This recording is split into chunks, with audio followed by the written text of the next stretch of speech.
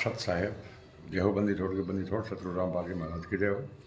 बंदी छोड़ कबीर साहब की जय हो। भगत भाइयों, ये ज्ञान अमृत एवं षड्यंत्र का बीज पुस्तक एवं PDF एवं लिंक प्राप्त करने के लिए 98 280 और 72 914 ओम प्रकाश दास, राजस्थान, श्री गंगानगर से।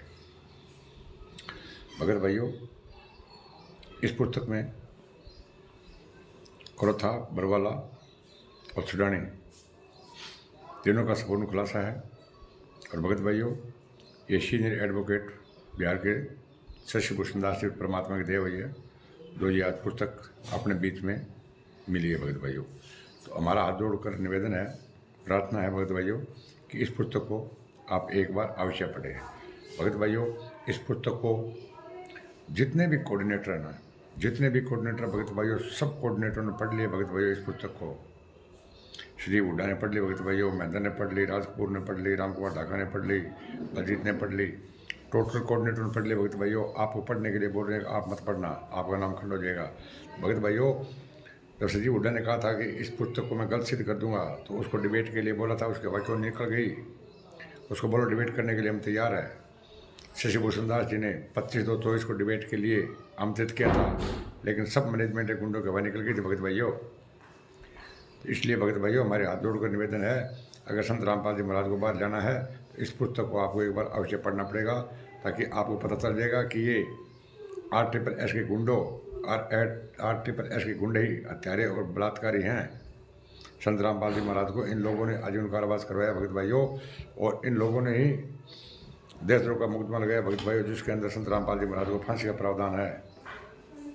भगत भाइयों, बरवाल कांड को रोकने के लिए प्रशासन ने पूरा प्रयास किया था, लेकिन इन गुंडों ने संत रामपाल जी महाराज को, जब तक 5 महिला और 1 बच्चे की हत्या नहीं हुई थी, जब तक इन लोगों ने संत रामपाल जी महाराज को गिरफ्तार नहीं करने दिया।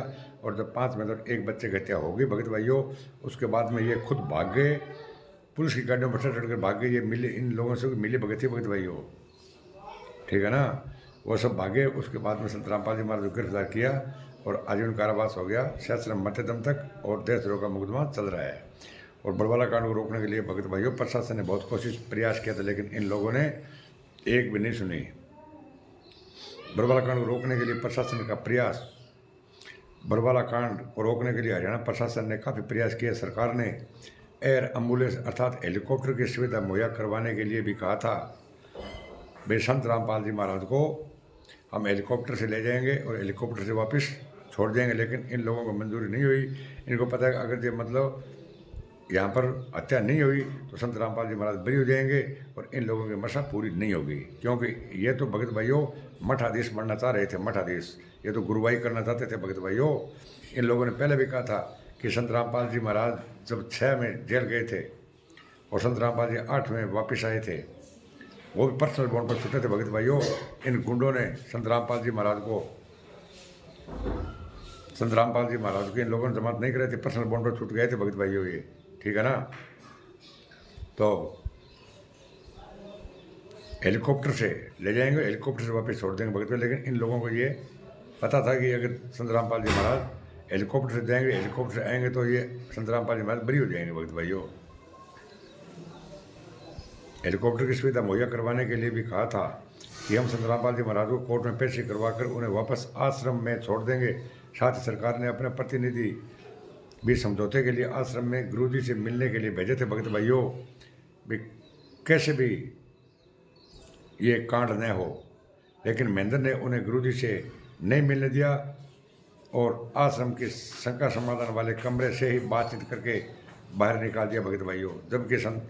जबकि 2008 से महेंद्र भगोड़ा था और वो शंका समाधान करता था सरकार के नाक के नीचे। क्या सरकार को पता नहीं था? लेकिन सरकार के भगत भाइयों, राम कुमार ढाका कह रहा था कि मेरे हमारी मिली भगत है। इसके अलावा धर्मगुरुओं रविशंकर ने भी गुरुजी से बात करने चाहिए थी, लेकिन गद्दार महेंद्र ने गुरुजी से बात ना करवाकर उन्हें अनदेखा कर दिया भगत भाइयों। जो मैं भगत भाइयों वीडियो बनाने जा रहा हूँ, इसका मेरे पास में एक प्रमाण है। और महेंद्र का मीडिया को झूठा बयान देना इतना ही नहीं, 20 साल से भक्ति की आड़ में भगत बनने का नाटक कर रहे महेंद्र ने व आश्रम के प्रवक्ता राज कपूर ने सरेआम मीडिया को झूठ बयान दिया कि संत रामपाल जी महाराज बरवाला आश्रम में नहीं है। हमने परसों उन्हें अच्छे इलाज के लिए बाहर हॉस्पिटल में भर्ती करवा दिया। महेंद्र व राज कपूर ये भगत भाइयों महेंद्र राजकुमार कपूर का मेरे पास में वीडियो है, किसी भाई को चाहिए तो 98-280 और 72-914 ओम प्रकाश दास राजस्थान से गंगानगर से वीडियो प्राप्त कर सकते हैं भगत भाइयों।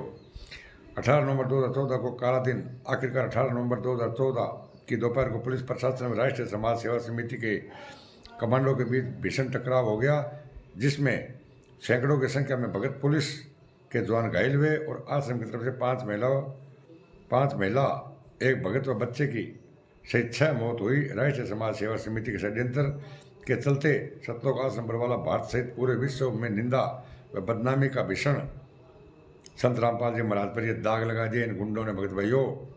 गुरुजी पर हर तरह के घटिया लक्षण लगाए गए तथा न्यायालय के द्वारा देशद्रोह का मुकदमा लगा दिया गया भगत भाइयों।